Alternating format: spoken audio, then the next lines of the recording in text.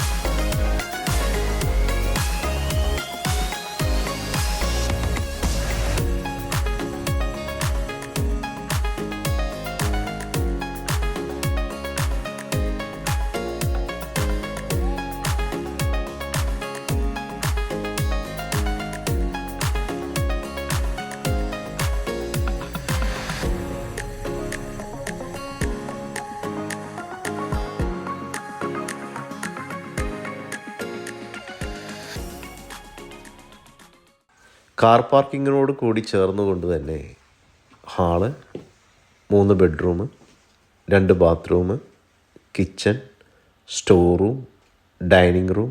ഇതിൽ പെടാത്ത 2 വസ്തുക്കൾ ഞാൻ ഇവിടെ വന്ന് പുതിയതായി വാങ്ങി. അതിലൊന്ന് ടി വിയും മറ്റൊന്ന് ഡ്രയറുമാണ്.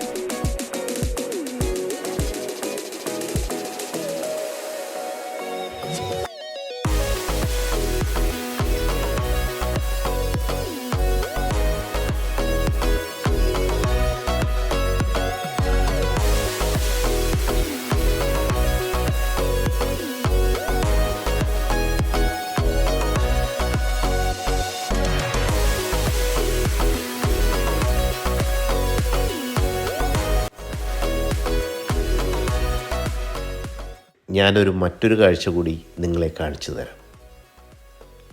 അത് നമ്മുടെ നാട്ടിൽ കാണാത്ത ഒരു കാഴ്ചയാണ്. ഒരു പക്ഷേ എൻ്റെ പഴയ തറവാട്ടിലെല്ലാം മച്ച് എന്ന് പറയുന്ന ഒരു സംഭവം ഉണ്ടായിരുന്നു. അതായിട്ട് താരതമ്യം ചെയ്യാൻ പറ്റുന്ന ഒരു സംവിധാനം.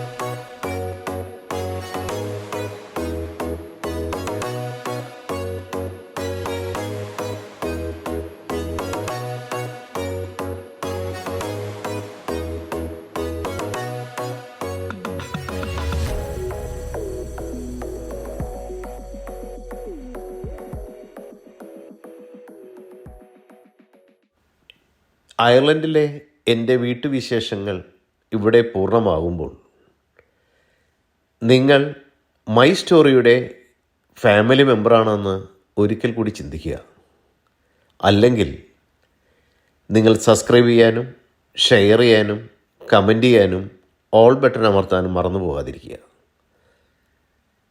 ഇനി ഇതിനേലും മനോഹരമായ കാഴ്ചകളുമായി തിരികെ വരാം എന്നുള്ള ഉറപ്പിൽ നിങ്ങളുടെ സ്വന്തം Williams signing out. We are young. The night is young.